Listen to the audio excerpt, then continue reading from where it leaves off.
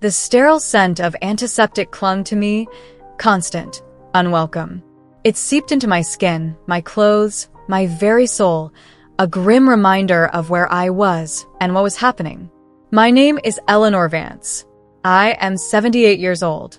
From this hospital bed, this landscape of machines and wires, I watched my children, not with the tender gaze of a mother, with the cold, precise eye of an observer. They weren't mourning. They were measuring time, measuring odds, measuring what my absence would unlock. My memory, thankfully, remained sharp, a cruel gift in these twilight years. I remember the day the doctor delivered the news, his voice a low hum against the frantic beat of my own heart. Rapid decline, he'd said. Weeks, perhaps months. That was 6 weeks ago. 6 weeks of silence from my children. Not a call, not a visit, not even the courtesy of a text message delivered with fake concern. Until the will was updated. That's when the vultures circled. My eldest, David, arrived first, tailored suit, polished shoes, a man who always looked like he was walking into a boardroom instead of a hospital. He was my most ambitious child, the one who treated every interaction like a negotiation. His eyes held something I couldn't name. Not grief, no. Something closer to calculation, with the faintest ghost of the boy who once clung to my hand in thunderstorms. Then came Sarah, my only daughter, her face arranged into sorrow the way she arranged everything else, carefully, beautifully, and for an audience. Her hair was perfect, her perfume too bright for a room like this. She carried a purse that probably cost more than my entire hospital stay. Sarah always needed to be the center of the room, even when the room was built for dying. And finally, Michael, my youngest, the quiet one, the dreamer. He walked in holding a bouquet of roses already wilting at the edges, as if even the flowers knew they were late. The gesture was clumsy, almost painfully sincere, and for a second I felt something soften inside me. Almost. I lay there, a silent spectator in my own final act. The initial shock of their sudden presence wore off quickly, replaced by a realization so sharp it felt like another illness. They weren't here for me. They were here for what I had. My modest estate, a small house filled with ordinary memories. A few investments I had nurtured carefully across decades, small victories earned the slow way, the honest way. To them, it was a prize. To me, it was the last remnant of a life I had built brick by careful brick. The first maneuver came subtly. David suggested hiring a private nurse, someone more aligned with our standards, as he phrased it. His tone was polished, almost compassionate, but beneath it lay implication. The current staff, he hinted, might not be managing things efficiently enough. Efficiently, as if my death were a project timeline. Sarah countered almost immediately, proposing a transfer to a specialized palliative care facility. She described it in glowing detail, garden views, holistic therapies, tranquility. But I knew what she was truly describing, a house emptied faster. A property ready for valuation. Michael, bless his gentle heart, offered to read to me from an old poetry collection we once shared. A small, human gesture. Real. Unstrategic. It barely survived the atmosphere. The quiet hum of the hospital room became a battleground of restrained hostility. David would lean close and ask about my medication. Was the dosage sufficient? Were the doctors certain about the timeline? His questions were framed as concern, but there was a tempo to them, an urgency he struggled to disguise. Sarah brought funeral brochures. She spoke in hushed, reverent tones about arrangements, floral themes, venues. She even began cataloging my antique furniture just in case, as she put it. We need to simplify things. Simplify. Michael, caught between them, would sit beside me in silence, his hand resting gently over mine. His eyes often drifted toward the door, as though he were searching for an exit from something he did not have the courage to confront. One afternoon, I overheard them arguing in the hallway. The door was closed, but not well enough. It wasn't about me. It was about the silver tea set, a family heirloom passed down for generations. David claimed it had been promised to him years ago. Sarah insisted I had assured her it was hers. Michael's voice surfaced once, soft, attempting mediation, but it was swallowed quickly by sharper tones. A sharp ache pierced my chest, not from illness, but from recognition. This was my legacy, not warmth, not stories told around the dinner table, not the comfort of shared memory. Inventory. Had I raised them to measure love in objects? Or had I unknowingly taught them that provision was more important than presence? A slow, painful understanding began to take shape. I had given them security. I had ensured opportunity. I had sacrificed comfort so they would never lack it. But somewhere along the way, I had mistaken stability for intimacy. And perhaps now, in this antiseptic room, I was witnessing the quiet consequence of that confusion. The truth did not arrive all at once. It unraveled slowly, thread by thread, until the pattern became impossible to ignore. My husband, Arthur, had been a brilliant man. Disciplined. Admired. Entirely devoted to his work. His ambition built our stability, but it also built distance. Long hours turned into long silences. Dinners were eaten in separate rooms. Achievements were celebrated, but rarely shared. I told myself I was compensating. I poured my energy into structure, into schedules, education, opportunities. I made sure the children had everything: music lessons, well-pressed clothes, safe neighborhoods, college funds carefully invested. I believed I was building their future. But had I built their emotional foundation? Or had I unknowingly mirrored Arthur's absence, just in a quieter form? I was present in body, but was I present in spirit? The question lingered, heavy and unavoidable. One evening, as the hospital lights stretched long shadows across the walls, Sarah approached my bed. Her posture was softer than usual, less curated. "Mother," she began gently, holding something in her hands. "I found this in your drawer." It was an old photo album. She opened it carefully and turned it toward me. A faded photograph stared back. Sunlight, ocean waves, laughter frozen in time. Sarah as a child, her hand wrapped tightly around mine, her grin wide and unguarded. A memory pierced through the antiseptic air. "That was the summer you refused to leave the water," I whispered. My voice felt like sandpaper. "You cried when the sun set." For a brief, fragile moment, her mask slipped. "That was a good day," she said quietly. It was. But good days, I realized, had been islands, isolated and infrequent. Moments of connection swimming in a sea of productivity and expectation. "We should have gone more often," she murmured. "We should have." Silence settled between us, not hostile, not strategic, just honest. Then her gaze shifted to the antique clock on the bedside table.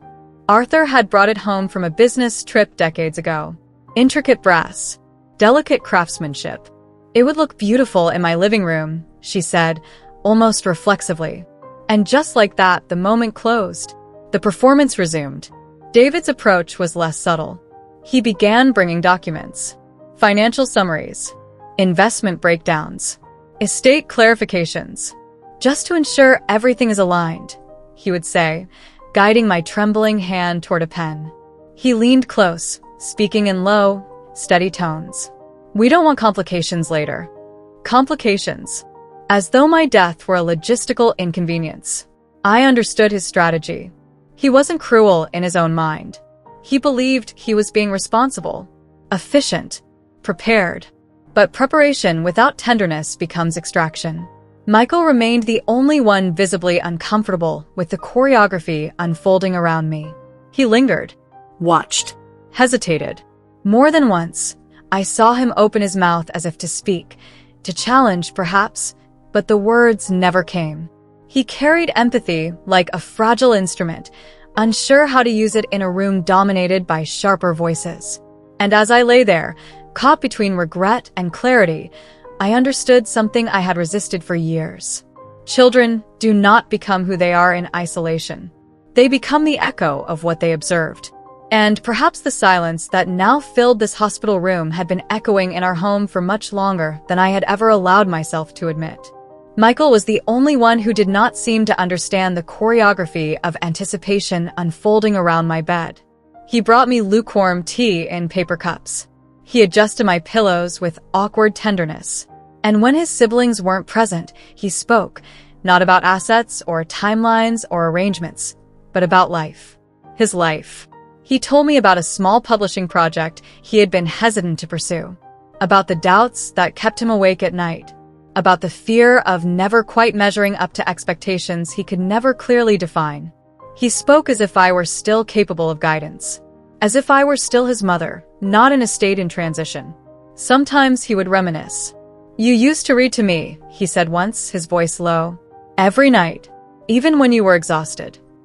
I closed my eyes and tried to remember that version of myself. "I remember the smell of cinnamon," he continued. "You baked when you were stressed." A faint smile touched my lips. I had been softer once. Or perhaps just less afraid. "You were different with me," he added carefully. Different. The word lingered long after he fell silent. Had I grown colder over the years? Had responsibility hardened into emotional distance? Had grief, ambition, and routine slowly drained warmth from our home without my noticing? The doctor visited again that afternoon.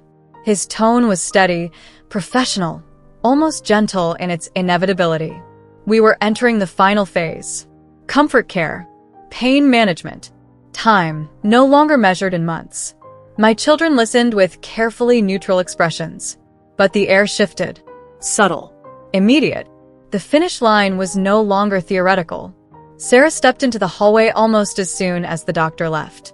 Her voice, though hushed, carried urgency. Logistics. Calls. Just in case. David opened his laptop beside my bed. Financial projections glowed faintly on the screen. His jaw was tight, not cruel, but tense. He was bracing for transition. Michael did not move. He simply sat there. And for the first time, I saw anger in him. Not loud, not explosive. Quiet anger. At them. At himself. Perhaps even at me. That was the moment something inside me settled. Not bitterness. Clarity. I could not undo decades. I could not rewrite their upbringing. I could not suddenly manufacture intimacy, where discipline had long dominated. But I could choose the shape of my final act. I could decide what lesson would outlive me. The next morning, sunlight cut across the hospital floor in pale stripes. My body felt heavier, as if gravity had increased overnight. I beckoned Michael closer. He leaned in immediately, concern etched into his face. "Michael," I whispered, each word costing more breath than the last, "I need you to call Mr. Henderson, my lawyer." His eyes searched mine, not confused, not surprised. Understanding flickered there. Not about money, about intention. He nodded once. And for the first time since my children had returned, I felt something shift. Not in them. In me. Mr. Henderson arrived the following afternoon. He looked older than I remembered. Or perhaps I had simply grown closer to the age he had always seemed to inhabit. His presence carried familiarity, decades of quiet professionalism and patient discretion. My children were all in the room when he entered. Curiosity sharpened instantly. I asked them to step outside. The request was met with visible resistance. "Mother," David said carefully, "we should be present. We need to ensure everything reflects your intentions properly." Ensure. Such a careful word. I turned my head slowly and met his eyes. For a moment, I felt the faint return of the woman who had once managed a household with steady authority. "My intentions," I said, my voice thin but unwavering, "are precisely why I need privacy." Silence followed. Sarah glanced at David. David's jaw tightened. Michael said nothing. Reluctantly, they left. When the door closed, the room exhaled. Mr. Henderson pulled his chair closer. "Eleanor," he said gently, "are you certain?" "Yes." The answer surprised even me with its steadiness. This was not about punishment. It was about alignment. "I do not wish to disinherit my children," I began. "But I will not reward what I have come to understand." He listened without interruption. I explained the trust, equal distribution, but structured. Not immediate access. Not liquidation. Time. Accountability. Responsibility. Then I spoke of the house. My home will become a community center, I said. For children. For families who need what mine perhaps did not fully receive. His pen paused only briefly before continuing. The silver tea set. The antique clock. The heirlooms they had nearly fractured over in the hallway. All to be auctioned, I instructed. The proceeds to go to the Children's Foundation. This was not cruelty. It was redirection. Material inheritance had become distortion in my family. Perhaps service could become correction. Mr. Henderson looked at me for a long moment. This will cause disappointment, he said carefully. It already exists, I replied. What I was attempting was not to remove their greed, but to interrupt its reward. To leave them with something less comfortable than wealth. Reflection. When the documents were completed, he guided my trembling hand to sign. This time, the pen felt different. Not extracted. Chosen. When he left, fatigue washed over me in waves, but beneath it lay something unfamiliar. Relief. Not triumphant. Not defiant. Simply aligned. When my children returned, they searched my face. Sarah's eyes scanned for clues. David studied me as though I were a contract he had yet to review. Michael's gaze lingered longer. He knew something had shifted, but none of them asked. And I did not tell them. Some lessons must arrive unannounced. The days that followed did not transform my children overnight. There was no dramatic awakening, no sudden collapse into remorse. Change, when it comes at all, rarely announces itself with grandeur. It creeps in quietly, disguised as hesitation. David still checked my medication, but the sharp edge in his voice had dulled. His questions no longer carried urgency about timelines. Instead, he asked whether I was comfortable, whether the lighting was too harsh, whether the room was too cold. They were small things, almost embarrassingly ordinary, but they were not strategic. Sarah still stepped into the hallway to make calls, but they grew shorter, less logistical, more personal. One afternoon, I overheard her canceling a consultation she had scheduled with a real estate agent. "It's not the right time," she said softly. The words hung in the air long after she returned to my bedside. Michael remained the constant. He read poetry, sometimes stumbling over lines when emotion tightened his throat. He adjusted my blankets. He filled the silences not with plans, but with presence. Yet something else had entered the room. Uncertainty. They did not know what I had done with the will, and that unknowing shifted the balance of power in ways none of them fully articulated. Without guarantees, their confidence faltered. Without clarity about inheritance, something more vulnerable surfaced. They began speaking to each other differently. Not warmly, at least not yet, but less aggressively. Arguments dissolved faster. Claims were no longer declared with certainty. The silver tea set was no longer mentioned. One evening, as the sky darkened beyond the hospital window, David stood near the foot of my bed longer than usual. His hands were in his pockets, his posture uncharacteristically unsure. "I should have visited sooner," he said quietly, not looking at me. It wasn't an apology. Not fully. But it was the first crack. Sarah followed on another day, smoothing my hair back from my forehead in a gesture so instinctive it startled both of us. "I didn't think this would happen so fast," she murmured. Her voice trembled, not from calculation, but from fear. Michael watched these moments carefully. He did not interfere. He did not narrate them. But something in his expression suggested he had been waiting years for this thinning of armor. As my body weakened, the tension that had once defined the room softened, not into harmony, but into awareness. They were confronting something none of them had prepared for, the reality that time, once gone, cannot be renegotiated. The competition had not ended. It had shifted. No longer a race toward possession, but a quiet reckoning with absence. My breathing grew shallower. The antiseptic scent faded into the background, replaced occasionally by the faint sweetness of the roses Michael had brought days earlier, now nearly spent. I found myself watching them less as an observer and more as a mother again.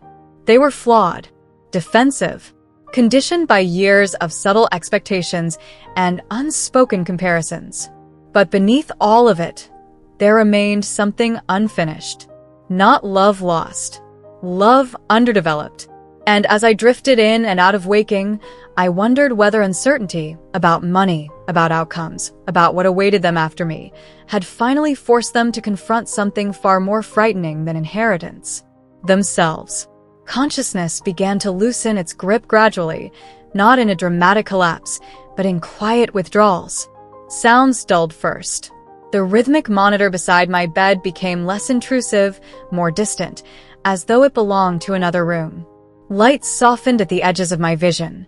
Faces blurred slightly before sharpening again, as if the world itself were uncertain whether to hold me or release me.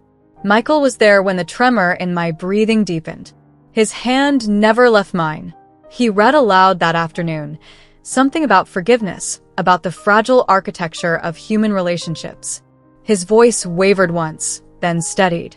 Sarah stood near the window, arms folded tightly, watching him. There was no impatience in her posture now. No calculation. Only discomfort with stillness, with helplessness. David remained at the foot of the bed, not checking his phone, not reviewing documents, simply standing, waiting. I felt memories surfacing, not in orderly sequence, but in fragments. Arthur laughing in the kitchen before responsibility hardened him. Sarah as a child with scraped knees and indignant tears. David clutching a school certificate, desperate for approval. Michael asleep on the living room couch, a book still open against his chest. I had not failed them entirely. I had simply loved them imperfectly. And they, in turn, were loving me the only way they currently knew how, awkwardly, defensively, but genuinely. My chest tightened once, sharply. Michael leaned closer. Mom. The word struck something deep inside me. Not mother. Not Eleanor. Not a formal distance. Mom. I managed to open my eyes fully one last time. Sarah had moved closer to the bed. David's hand rested lightly on the railing now, as if unsure whether to reach further. There was fear in their faces. Not of inheritance. Of finality. I wanted to speak. To give them something articulate and complete. But breath had become currency, and I had very little left. So I did what mothers do when words fail. I looked at each of them. Slowly. Deliberately. Not as assets. Not as reflections of my regrets. But as my children. The room grew quieter, not externally but internally. A calm settled over me that was neither triumphant nor tragic. Just finished. My fingers tightened faintly around Michael's hand. A final effort of connection. And then the effort dissolved. Not violently. Not dramatically. Simply released. The monitor's steady rhythm faltered. Then steadied once more. Then faded into a single, unwavering tone. The nurse entered first, moving with the quiet efficiency of someone familiar with thresholds. Another followed. Gentle hands. Soft confirmations. A sheet drawn carefully higher. But it was my children who truly understood before anyone spoke. Michael's breath caught. Sarah pressed her hand to her mouth, as if physically holding something inside. David stepped back once, just once, as though the finality required space. They stood there together, no longer divided by objects or assumptions. The hospital room, stripped of its tension, felt almost sacred in its stillness. It was Sarah who noticed the envelope. Plain, cream-colored, resting on the bedside table where it had not been moments before, or perhaps where it had always been, simply unseen. Their names were written in my familiar handwriting. All three of them. David picked it up slowly. This time, there was no urgency in his movements. No calculation. Just hesitation. They opened it together. The letter was not long. It did not mention money first. It did not defend my decisions.